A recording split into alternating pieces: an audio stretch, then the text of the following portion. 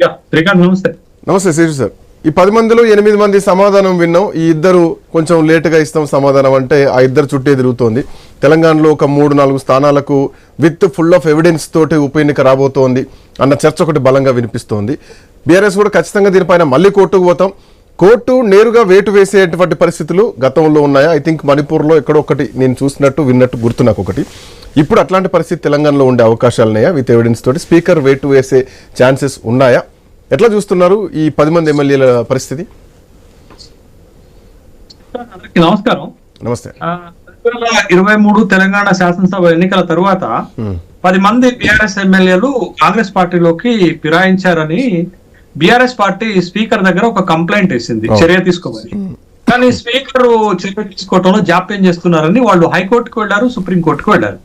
సుప్రీంకోర్టులో సుదీర్ఘమైనటువంటి విచారణ జరిగింది. సుప్రీంకోర్టుకు వెళ్ళినప్పుడు డైరెక్ట్ గా కోర్టే ఈ 10 మంది ఎమ్మెల్యేలని అనర్హత వేయండి అని కోర్టుకి అభ్యర్థన చేస్తే తీర్పిచ్చేటటువంటి సమయంలో ఇప్పుడు సిజేఐగా ఉన్నటువంటి గవాయ్, తర్వాత జస్టిస్ జార్జ్ ఆగస్ట్ మోసీ అనేటటువంటి ఇద్దరు న్యాయమూర్తులు ఒక తీర్పు ఇచ్చారు. ఏంటనంటే చర్య తీసుకునేటటువంటి పరిధి మా పరిధిలోది కాదు, మేము చర్య తీసుకోలేము, ఇది స్పీకర్ పరిధిలోకి వచ్చేటటువంటి అంశము, కానీ రాజ్యాంగ ఉల్లంఘన జరుగుతుంటే మేము చూస్తూ కూర్చోలేం కదా, కాబట్టి ఈ ఫిరాయింపు ఆరోపణలు ఎదుర్కొంటున్నటువంటి 10 మంది ఎమ్మెల్యేల పైన నిర్ణయం తీసుకోండి, చర్య కాదు నిర్ణయం తీసుకోండి, 3 నెలల లోపు నిర్ణయం తీసుకోండి అని ఒక సూచన గౌరవ స్పీకర్ గడ్డం ప్రసాద్ గారికి సుప్రీంకోర్టు చేసింది.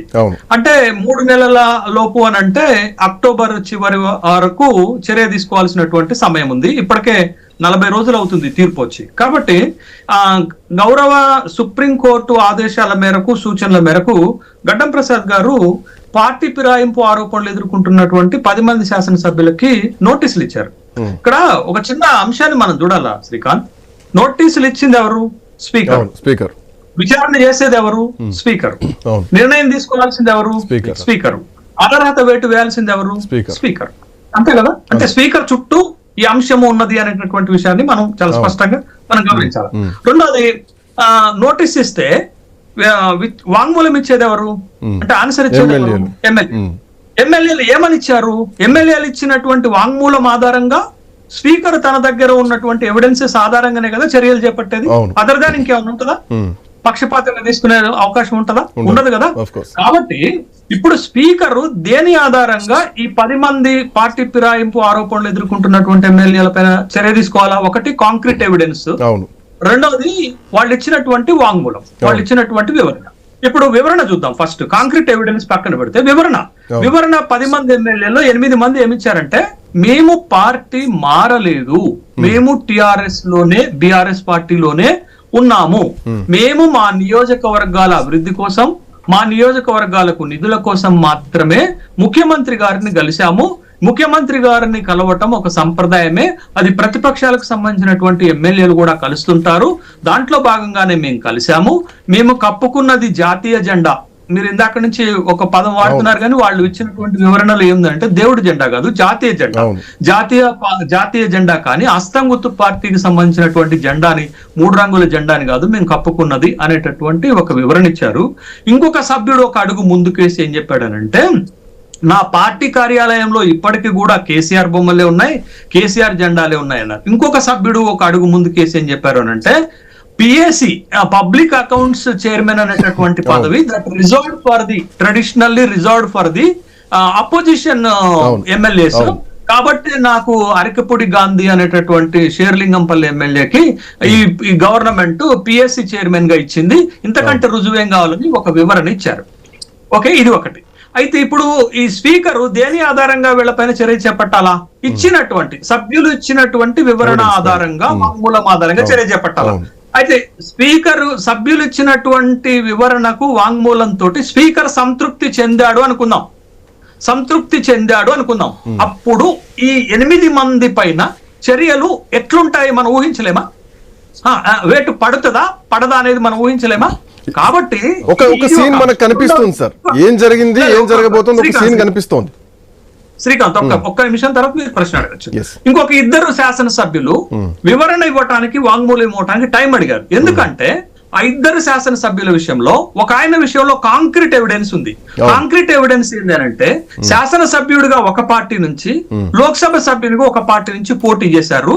అది చాలా కాంక్రీట్ ఎవిడెన్స్. ఖచ్చితంగా దానిపైన స్పీకరు నిష్పక్షపాతంగా చర్య తీసుకోవాలి, ఆన్సరబుల్ కాబట్టి అది ఒక డిస్క్వాలిఫికేషన్ కిందకి వచ్చే అవకాశం ఉంటది. రెండోది ఇంకొక సభ్యుడు స్టేషన్ గన్పూర్ కడియం శ్రీహరికి సంబంధించింది. కడియం శ్రీహరి కాంగ్రెస్ పార్టీ సమీక్ష సమావేశాల్లో పాల్గొన్నారు. దానికి ఒక ఎవిడెన్స్ ఉన్నది, కొంత అది బలమైనటువంటి ఎవిడెన్స్ కాబట్టి అక్కడ కూడా చర్య చేపట్టడానికి ఒక అవకాశం ఉంటుంది. అందుకే ఆ ఇద్దరు శాసనసభ్యులు టైం కావాలని అడిగారు. మిగతా 8 మంది ఇచ్చేశారు. కాబట్టి మీరు ఒక్క అంశం గమనించండి, జూబ్లీ హిల్స్ ఉప ఎన్నిక జరగబోతుంది, ఖైరతాబాద్ ఉప ఎన్నికకు సరంజామా సర్దుకుంటున్నారు, గణపూర్ లో కూడా ఎన్నిక వస్తుందని ఆ విధమైనటువంటి సంకేతాలు మనకు కనపడుతున్నాయి. కానీ మిగతా ఎక్కడ 8 విషయంలో మనకి చాలా స్పష్టతమైనట్టు ఉంటుంది. ఖచ్చితంగా స్పీకరు వాళ్ళు ఇచ్చినటువంటి వాంగ్మూలంతో సాటిస్ఫై అవుతారు. నేను సాటిస్ఫై అయ్యాను కాబట్టి సభ్యులు వేటు వేయేటటువంటి అవకాశం లేదు. నేను సంతృప్తి చెందాను అంటే ఒకవేళ బీఆర్ఎస్ పార్టీ ఆ 8 మందిపై కూడా అగైన్ కోర్టుకు వెళితే కోర్టు పరిమితమైన జోక్యం మాత్రమే చేసుకోగలుగుతుంది తప్ప స్పీకర్ ని మీరెందుకు ఇలాంటి నిర్ణయం తీసుకున్నారు అని అడిగేటటువంటి కోర్టుకి ఆ అధికారాలు లేవు. కాబట్టి స్పీకర్ ఇక్కడ చాలా క్రియాశీలకమైనటువంటి పాత్ర పోషిస్తారు. Speaker decision is the ultimate decision. ఒక ఎగ్జాంపుల్ చెప్తాను. ఎగ్జాంపుల్ ఏంటంటే ఇప్పుడు ఇదే కాంగ్రెస్ పార్టీ, ఇదే కాంగ్రెస్ ప్రభుత్వాలు 2 రాష్ట్రాల్లో 2 రకాలైనటువంటి నిర్ణయాలు ఇదే స్పీకర్లు తీసుకున్నారు. పాయింట్ నెంబర్ 1, హిమాచల్ ప్రదేశ్ లో 6 శాసనసభ్యులు కాంగ్రెస్ పార్టీ నుంచి బీజేపీలోకి ఫిరాయిస్తే స్పీకర్ వెంటనే డిస్క్వాలిఫై చేసేసిండు 6కి. కానీ అదే తెలంగాణలో బీఆర్ఎస్ పార్టీ నుంచి 10 మంది శాసనసభ్యులు అధికార పార్టీలోకి ఫిరాయిస్తే స్పీకరు ఎందుకు నిర్ణయం తీసుకోవటం లేదు అంటే వాళ్ళు ఫిరాయించింది సొంత పార్టీలోకి కాబట్టి ఖచ్చితంగా వాళ్ళని ప్రొటెక్ట్ చేసుకునే అన్ని మార్గాలు వెతుకుతారు. మీ చట్టం ఏమన్నా చెప్పండి, చట్టంలో అనేక లొసుగులు ఉన్నాయి, తప్పించుకోవటానికి అనేక మార్గాలు ఉన్నాయి. కాబట్టి ఆ అనేక మార్గాల్లో ఒకటి ఏంటంటే 2/3 షిఫ్ట్ కాలే అంటే 26 మంది షిఫ్ట్ అయితే ఈ గోలనే లేదు. శ్రీకాంత్ చర్చ పెట్టే ఆస్కారమే ఉండదు. 26 మంది షిఫ్ట్ అవ్వలేదు కాబట్టి 10 మంది అయ్యారు కాబట్టి వాళ్ళు యాంటీ డిఫెక్షన్ లా కిందికి వస్తారు కాబట్టి. బట్ వాళ్ళ మీద వేటు పడకుండా ఇతర మార్గాలు ఏంటి అని అంటే పాయింట్ నెంబర్ 1 నేను చెప్పాను కదా, ఈ 8 మంది ఎమ్మెల్యేలు ఇచ్చినటువంటి వాంగ్మూలము, ఈ ఆన్సరు స్పీకర్ సంతృప్తి చెందితే ఇట్స్ అల్టిమేట్ డెసిషన్. స్పీకరు సంతృప్తి చెందితే ఈజ్ మోర్ దాన్ ఎనఫ్. అందుకని అక్కడ డిస్క్వాలిఫికేషన్ జరగదు, ఉప ఎన్నిక రాదు.